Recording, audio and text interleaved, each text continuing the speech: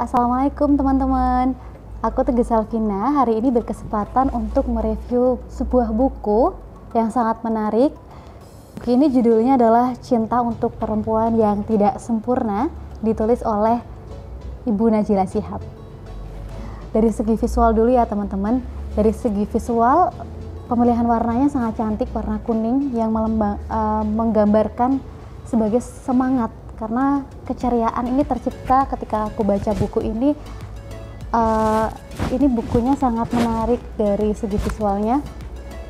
Aku baca buku ini dari warnanya itu bisa sampai ke kalbu. Aduh, itu ya, warna kuning hangat ceria, pas banget menggambarkan buku ini.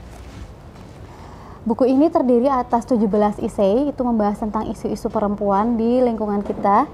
Itu membahas yang pertama adalah dibuka dari perempuan versus perempuan. Seringkali kita itu berkompetisi antara perempuan dan perempuan.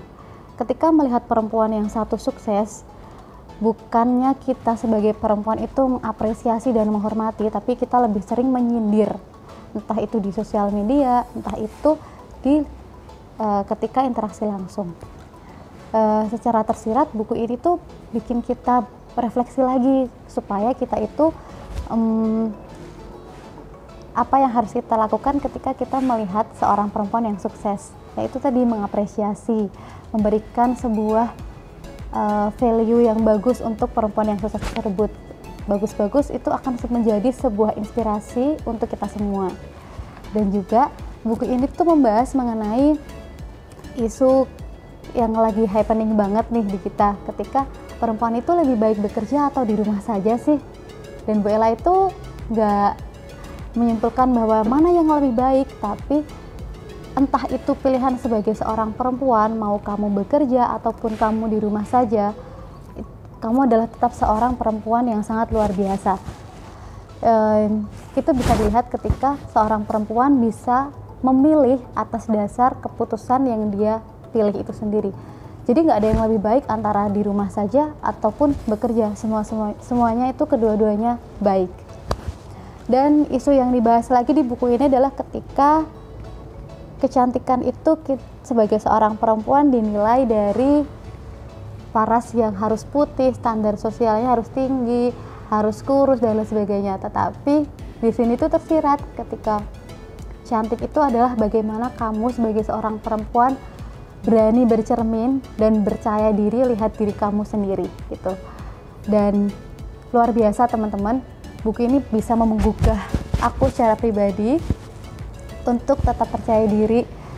Aku nggak peduli warna kulit aku, entah bentuk badanku kurus ataupun gemuk, yang penting aku tuh sehat gitu. Jadi selain kita mencintai diri sendiri, itu caranya adalah dengan kita sadar bahwa apa yang kita punya, tapi kita juga berkeinginan untuk memperbaiki diri kita. Di sini juga tersirat juga banyak hal itu ketika konflik antara ibu dan anak perempuan. Karena seringkali ibu dan anak perempuan ini tuh berbeda pendapat, menghasilkan sebuah relasi yang tidak sehat atau toxic relationship.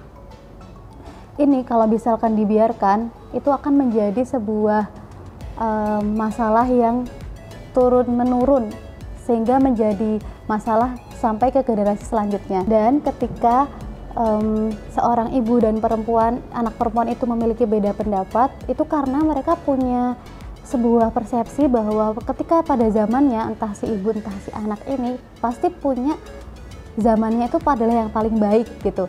Dan Ibu Ella itu menyarankan bahwa setiap ibu dan anak perempuan itu harus sedianya memiliki kemampuan untuk adaptif terhadap perubahan zaman. Karena seringkali itulah yang membuat kita berselisih paham kepada orang tua kita. Aku sebagai anak ya, teman-teman. Nah, terus di sini juga membahas bukunya mengenai kepintaran dan kepintaran gitu ya. Perempuan itu kalau kepintaran itu pasti stigma di masyarakat akan susah jodoh, akan susah punya pasangan gitu ya. Nah di sini tuh nggak seharusnya kita menurunkan standar kita gitu. Jadi emang karena seharusnya ketika seorang perempuan cerdas, perempuan pintar, itulah karena value dirinya dia gitu loh. Jadi aku sangat senang sekali Ibu Ella itu membahas isu perempuan di sini, tapi tidak serta-merta menggurui. Jadi tetap terkesan hangat dan juga masuk di dalam hati gitu. Dan di dalam buku ini juga sangat menarik visualnya karena ini warna-warninya sangat banyak banget, cerah banget ya teman-teman. Ini ada banyak beberapa ilustrasi yang menggambarkan mendukung dari setiap babnya. Misalkan ini mengenai kecantikan tadi ya, yang aku sempat bilang, ilustrasinya sangat cantik dan menarik, jadi kita tuh nggak bosan ketika baca gitu.